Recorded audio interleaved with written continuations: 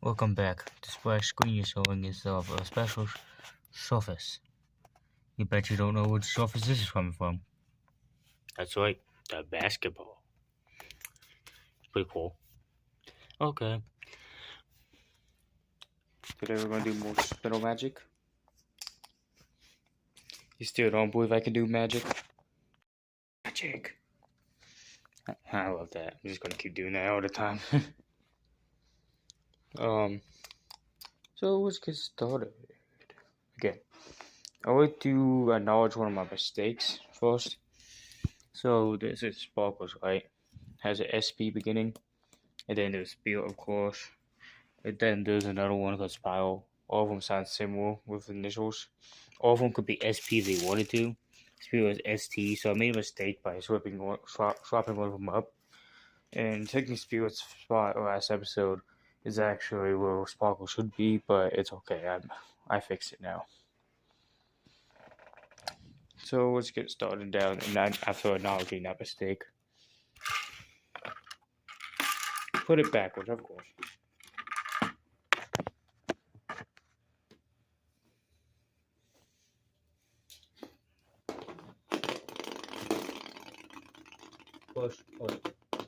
Push hole versus the Spinnerwell. Almost say the Thomas Placeholders was a competitor from the previous season. That one did not fare too well.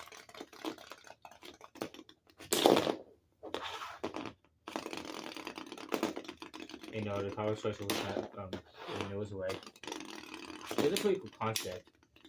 You could whip it with a launch system, and that was pretty cool, you know. Like, I knew someone in our school that could, what's it called, while I was doing this stuff, and the launch system was really working pretty well. He made his own system where you pull back the swing does the walk. But the sad thing for these, a lot of them are heavier, so it didn't work out. Have you noticed I'm wearing the same outfit? Yeah, I am recording this the same day as part 5. So part 6 and part 7 will be recorded the same day because we do have a graduation practice on Friday, and actually have to work on Saturday. So I won't be going in the place doing this stuff. So I'll record it at the time. That's for meals.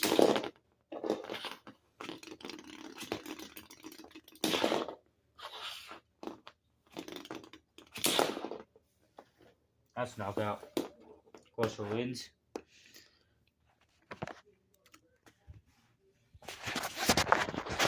Don't know what that was.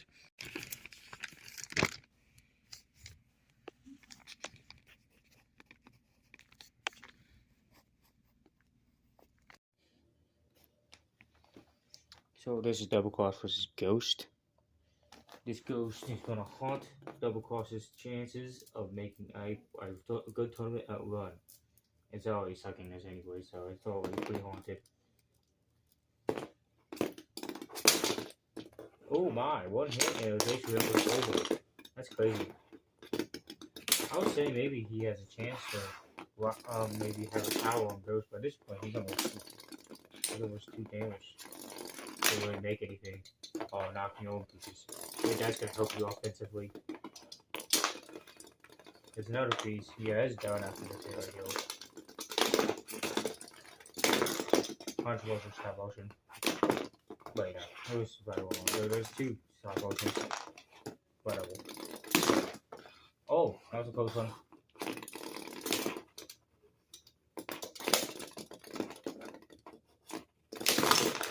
And that's where the party ends. A cool moment when it almost like that, something like that. That was cool. You know, I noticed. Well, since I can pause the video now, so I just now discovered that necessity, it can help you do it on one of out of 2 things. One, I can do a close-up magic performance imitation, which I should probably make a video about that sometime. I'll probably make it maybe next week. And also, oh, excuse me. That means I can also make the stop motion basketball game way faster. I can just pause and replay the video Well, yeah, it won't be exactly stop motion, but it'll be by small frames of because you can keep it the same, And also, since I now got magic upon my arsenal, I can basically just do about everything, but just travel back in time. Wait, what's this? This game says do not sell before May 34th, 2011. I should not be worried about that. Or I'll go for the portal. Nah. No, I know what the portal is at. Yep.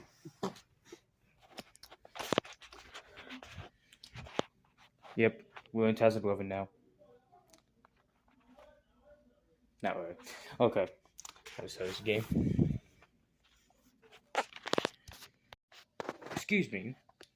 You work at the store, right? Yeah, sure. I mean, sure I do. We sell 360 games, PS3 games, and Nintendo Wii games. Which one do you want to sell? Well, what'll be this? So I can buy games, but what if I can sell? Sure thing. You can sell them and you can give them for money or something in case you don't want them anymore, Okay. I like to sell this game. Call it. Let me examine that.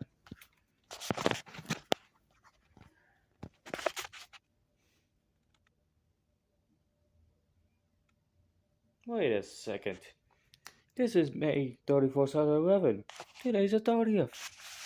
Are you trying to sell a game against the rule code? Yeah. Perfect profit. Get out of here.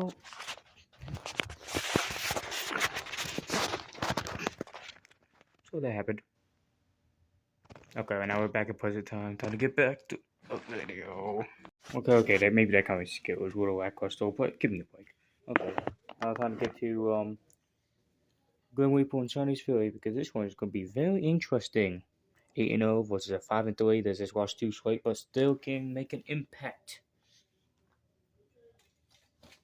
Let's do it without further ado. I thought I'd fix this one. Okay, seriously. Wait up. No, seriously. You have to push them. You have to make it fair. Do be fair. Squeeze. Oh, come on. It doesn't take all my physical exhaustion just squeeze one. I'm not that weak. Ow, ow. Yep, just said I wasn't weak. And it's still in my hand.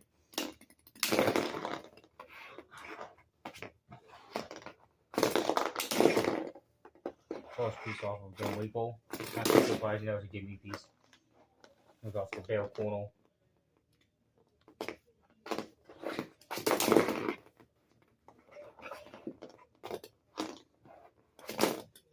And there goes that mini bot.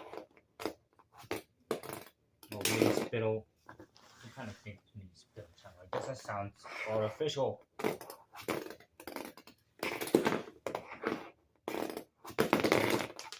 What?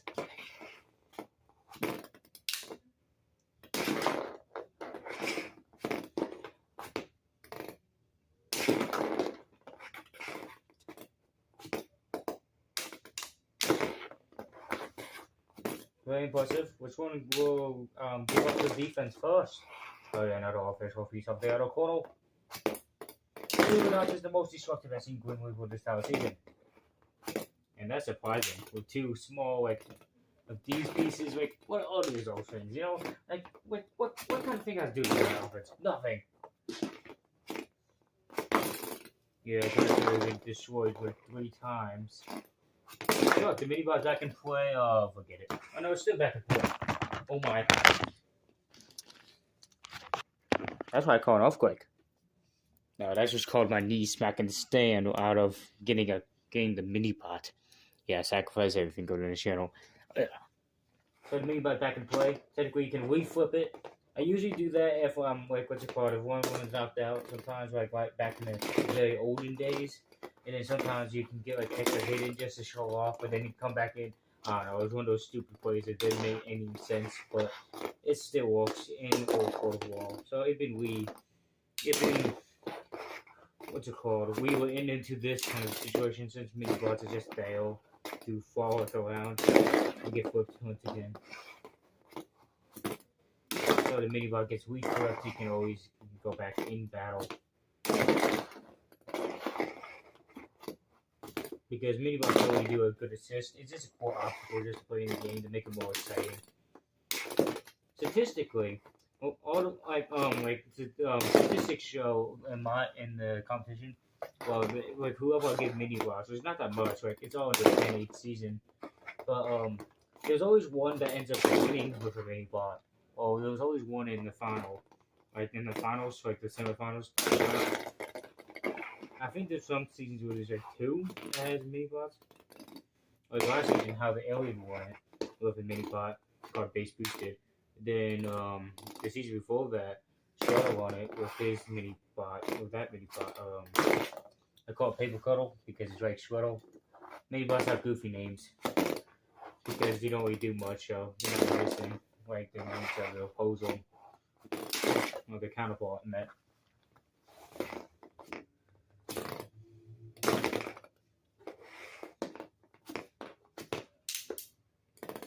That's cool. Look at that.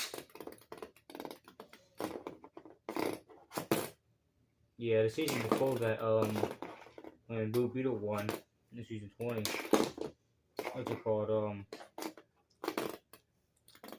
It had a mini bot called what's the name again? I don't know. I haven't brought it up. I think since season 2. It was something. Oh yeah, it was a little bug. Sensitive beetle bug. You know, has a relationship, kind of like that. With this counterpart name, and it doesn't sound menacing like Blue Beetle was actually based off of DC Coco. So more or less, you know. I know what you're saying. A lot of them don't have menacing names, like for example, like Dolphin or like Horsepower's okay. You know, it used to be called just plain Horsepower, not menacing at all, like the blue seasons. But I think they made over 100 each. Go my competitors. Basically, like I was saying, mini bots have been part of championship contenders, but we just got undefeated one just got defeated of a crazy flip. Powell. The losing streak ends for Chinese Fury, and the winning streak ends for Grim Reaper. Wah, wah, wah.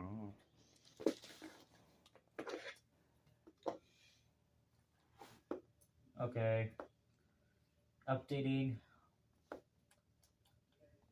Where am I? Oh, come on. I always move this up, yo. So, Ghost wins against Doublecross. Doublecross got triple crossed and got tangled on his own ankles and becomes 1-8. If other defensive issues, Doublecross would have been a real threat, but nah. That's going to pull it off this season. It's a shame. But Ghost just came back from being 4-0 to 4-2 to 7-2. Where it was 4 wins, 2 losses, and 3 wins. Pretty weird system of wins and losses. Weird patterns. The Chinese Fury would win, but where is going to be out? There it is. Move over, Grant. I'm trying to wait here. 8 and 1. I can't really fit it in there. And we have to put an X still. At this point, X's, you don't know what they do, but X is basically knowing they're out of the undefeated race. Yeah, kind of hard to see though. And Chinese Fury is now 6-3. Good enough to still fight battle, maybe for 5 seed, 4 seed, 3 seed. I don't know. It's kind of hard to dictate since there's more competitors and a lot of more winning seasons on 2 ratio. So, Chinese Fury had 1 loss, it would have become maybe a 2 seed. Forget the mathematics on my other page. Okay, let's get started. We'll say 3 level pants. 3 level pants. Buckles. Hardcore. Oh my goodness, it's knocked out. One. So, no, I'm joking. What kind of fight would that be? One hit knockout, let's go. No. Thought it was. Sparkle just rides really high, you know? This is like the spinning, you know, and you see all that wiggle room was right there and right there. Like sometimes you can do that, but actually never really happens so much. It does get flipped most of the time, but compared to how much I expected to, surprisingly not. Probably because he's extending, but still pretty top heavy from this focal point. Compared to some that don't have much wiggle room, or if not any wiggle room, basically. At this point, I would have down, what's it called? The fucking chances down to a pretty good limit. Oh yeah, by the way, this is I had to put that loosely, and it's gonna come off anyway. So like, since I took that off myself, my on the spin. There's the other side. Usually, this is the point where Doublecross loses because the defenses get really low after that happens. What are you gonna do? Some gymnastics? Jump over the dang thing? One time, the craziest drop I've ever seen was one just doing just that. It flipped like right there on top of it, and it somehow flipped the one from below it. I never seen anything past that, and I never will see anything past that. What was that, like 2018 that happened? It was crazy. I think it was like Boston or someone. Well, some comparisons season 18 are gone now. Why are we still there? Since it's ever expanded. Most of the time, where you see forgotten competitors usually in the recent seasons because some failed rookie or something that doesn't impress. I don't want to bring it back. And then some of them that do impress. Sometimes I just like. I just bring it back with redesign. So a lot of older competitors, even if they suck or not as good, they usually come back. And then the longer they compete, the more I like it. Because it's cool.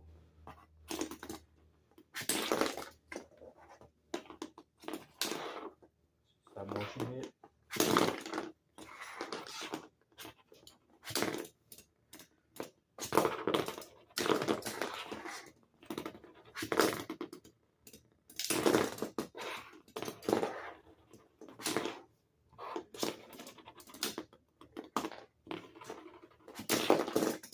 Almost.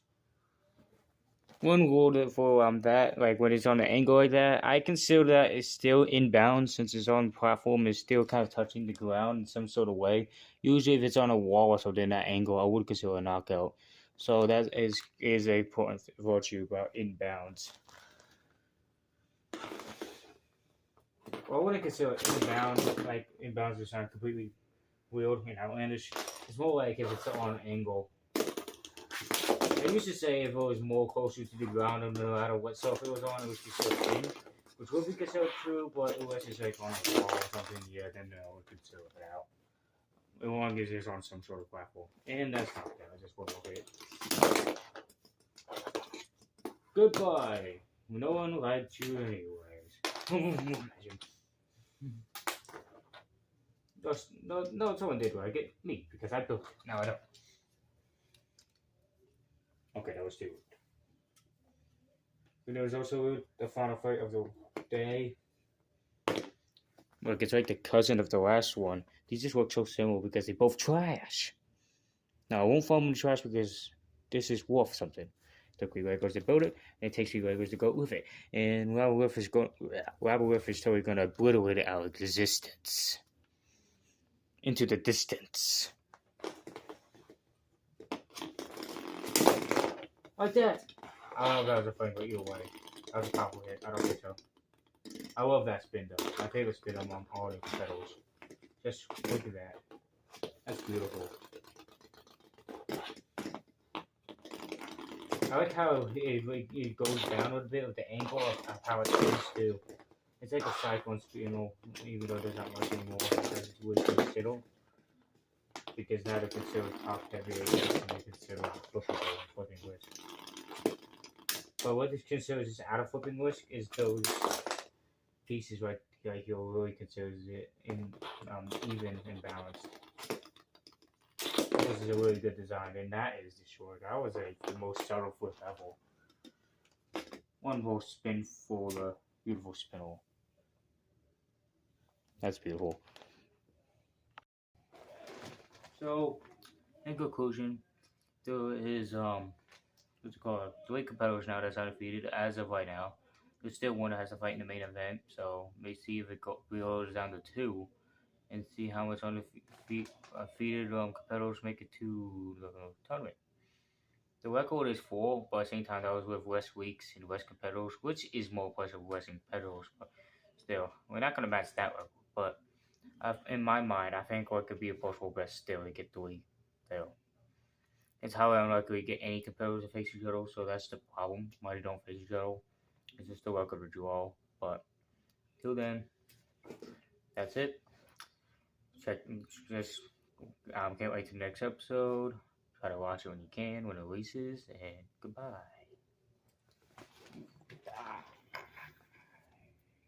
Goodbye.